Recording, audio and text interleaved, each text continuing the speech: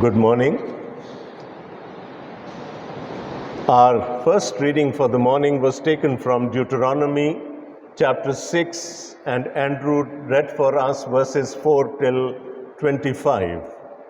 And that is the passage that we are going to dwell upon this morning.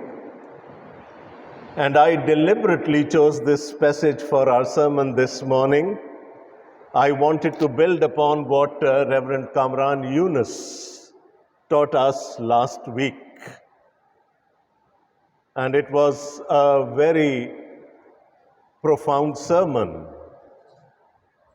And he taught us through the Word of God that we do not have to hate anyone to love God more or to love Jesus more. The only thing that we have to be cautious about is that Jesus enjoys first priority in our lives. And I must thank him for that sermon last week, and I thought I would try to dwell upon that thought and take you into the Old Testament, but because what Jesus was saying was not something new.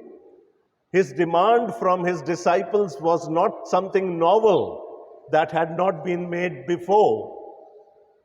God made the same demands from Israel in the Old Testament.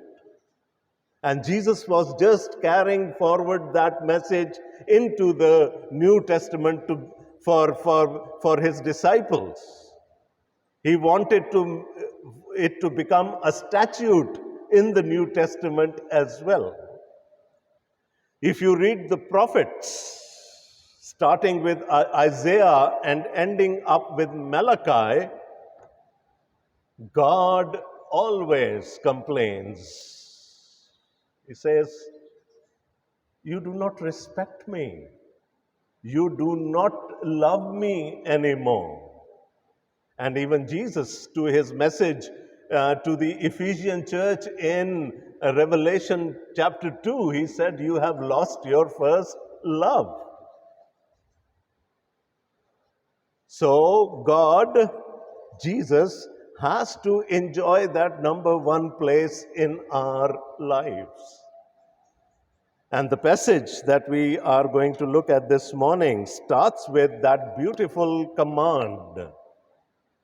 When Jesus was asked by a Pharisee, which is the greatest commandment, Jesus quoted this verse, and he quoted this command from the Old Testament. And what was that? Deuteronomy chapter 6 and verse 4.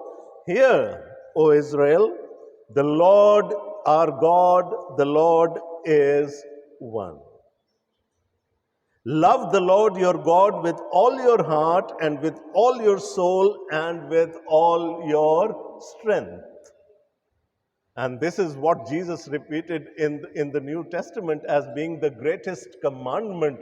We have to love God with everything that is in us. The psalmist in Psalm 103 and verse 1 says, "Praise the Lord, O my soul, and everything that is in me should bless his holy name. Bless the Lord, O my soul."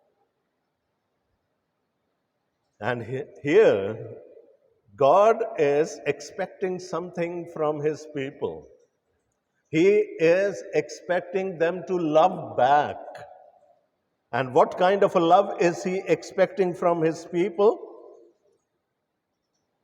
Love the Lord your God with all your heart and with all your soul and with all your strength. Different languages have different dictions. I have some language teachers sitting in front of me, so I have to be very cautious here. In the Hebrew language, you do not think from your mind. You think from your heart. Heart is the center of all intellect in the Hebrew language.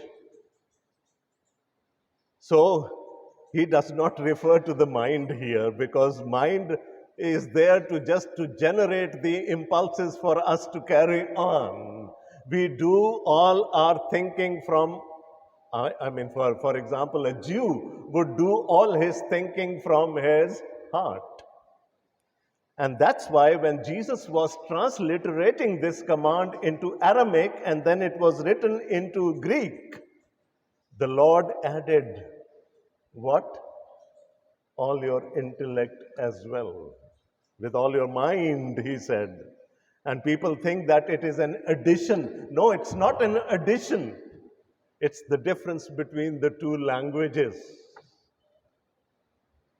So he says, love the Lord your God with all your heart. And the seat of emotions, for us, the seat of our emotions in our languages is the heart. For the Hebrews, it was a little below the heart. We talk about the guts, right? Someone has guts to stand against someone else, right? The Hebrews thought with their guts. They emoted with their guts. The guts were the center of emotions for them. So he says, love the Lord your God with all your heart and with all your soul and with all your strength. The strength comes from the guts. And the psalmist in Psalm 103, which I have already quoted, summarizes it in a way that you have to love your God with everything that is in you. And Moses gives us the reason why we should be doing that. He says, "Hear, O Israel, the Lord your God is one." He is one. He is unique. There is none beside him. There is none like him. He is a whole God. And if he is a whole God, then we have to love him with our whole being. So God demanded the same from the Israelites in the Old Testament that Jesus was demanding from his disciples. It was not something new. And how would they express their love for God? That hasn't changed at all in the New Testament as well. Jesus said, if you love me, you will obey my commands. And what is God telling them here? Love the Lord your God with all your heart and with all your soul and with all your strength. These commandments that I give you today are to be upon your hearts. Impress them on your children. Talk about them when you sit at home and when you walk along the road, when you lie down and when you get up. Nothing in your life should be out of the scope of the commandments of God, out of the scope of the law of God. It encompasses everything for us. Whole God, love him with your whole being, and think of his commandments all the time. Whole of your time should be filled with pondering upon the commandments of God, as it is the only way of reciprocating our love for God.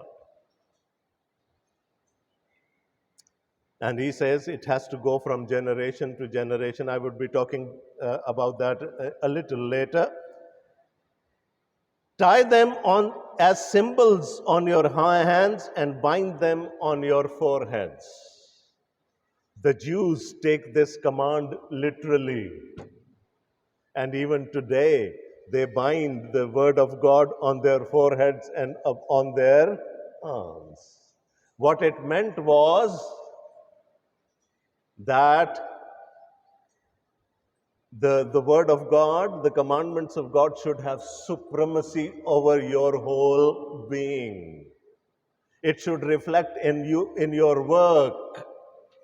And then he says, write them on the door frames of your houses and on your gates. The door frame looks inwards into the house. The gate opens outside. It welcomes people into the house.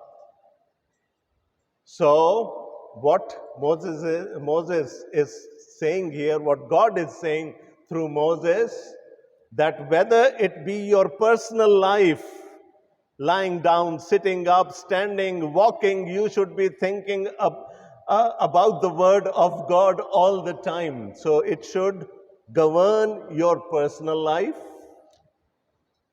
Then your family life, the doorposts inside the house, they should command your family life, and the gates that open outside, they should also command your communal life. There should be no compartmentalization. There is one whole God.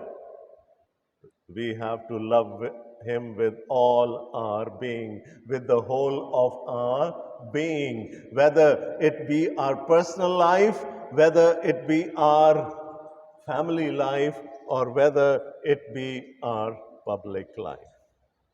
So in the first few verses here, verses 4 till 9, we saw that the love is commanded. God commands love from His people. Now, in the succeeding verses, we see that love can also be challenged. You have forgotten your first love. It has diminished, Jesus said to the Ephesians, right? So there are circumstances where the love can dwindle. It can go down, it can diminish. You buy a new motorbike and you give it a kick and it comes revving up the very instant, right? But when it has been the road for some time, what happens? We call it kachra. Kachra comes into the spark plugs, and you keep kicking and you keep kicking and you keep kicking, and it doesn't come alive. You buy a new computer, you press the on button and the screen lights up at the very same instant. After a few months, you press the same button and then you have that circle going on and on and on and on and on. Because kachra has come into it. Right? And it happens to everyone. Same is with the love of God. When we come to Him, we start a relationship with Him. The love is at its peak. But with the passage of time, kachra comes in.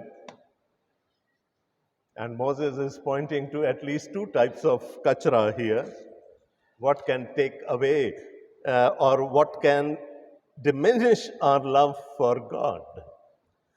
Verse 10, when the Lord your God brings you into the land He swore to your fathers, to Abraham, Isaac, and Jacob, to give you a land with large, flourishing cities you did not build, houses filled with kinds of good things you did not provide, wells you did not dig, and vineyards and olive groves which you did not plant, then when you eat and you are satisfied. Is he saying, well, if that happens, if the God prospers you in your work, you have plenty to eat and drink, what should you do?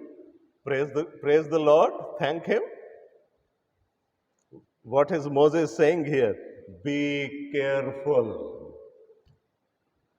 Because this prosperity can then lead you away from God.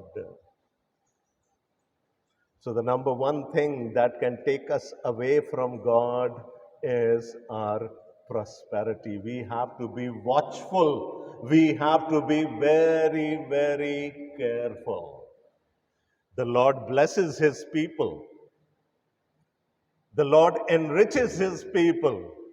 But that comes with a caution here. Be careful. Be on your guard. Because what happens? These things push you away from God. The Ephesian church was a prosperous church. So their love started dwindling for the Lord. I thank God. When I was a kid, I did not see such prosperity in the church that we had, which we have today. And I thank God for it. But I also pray that it should not become an impediment in the way of loving the Lord our God. So we have to be careful. That is number one.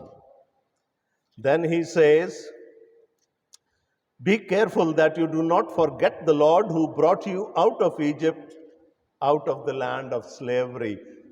It's God who brings us out of those mires. He prospers us, so we should not never ever forget him. In verse 13, he says, fear the Lord your God, serve him only, and take your oaths in his name. Do not follow other gods, the gods of the people around us. That is another big challenge. We call it syncretism. We are a very tiny minority in a very large majority. How many of us speak their language?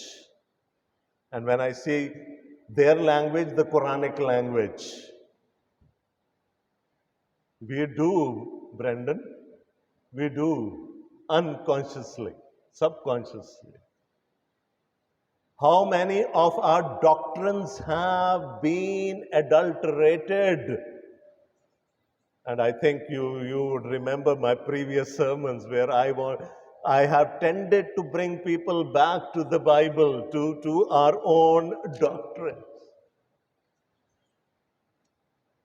We still think we will be punished and we will be sent to hell even if we believe in Christ, if we have sinned. Don't we? Yes. So when you live among other peoples, you have to be on your guard. Otherwise, the love for your God would start dwindling. When the Israelites came out of Egypt, their theology was not pure. They have lived for 400 years with the Egyptians. It took God 40 years to teach them the correct theology. So we have to be on our guard. So two reasons: prosperity and living among other people, other nations. And that is how our love is challenged. So number one was love commanded. Number two, love challenged. And I gave you the two challenges that Moses brings up in the text. Number three is love communicated. Verse 20. In the future, when your son asks you, what is the meaning of the stipulation, decrees, and laws the Lord our God has commanded you? What happens when our children have questions regarding the Bible from us?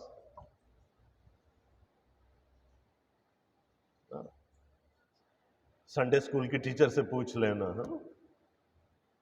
पादरी साहब से पूछ लेना. That's what happens. What is God telling them through Moses here? In the future, when your son asks you what is the meaning of the stipulation, decrees, and laws the Lord your God has commanded you, tell him, communicate. Why should we be obeying the word of God? It has to be taught from generation to generation.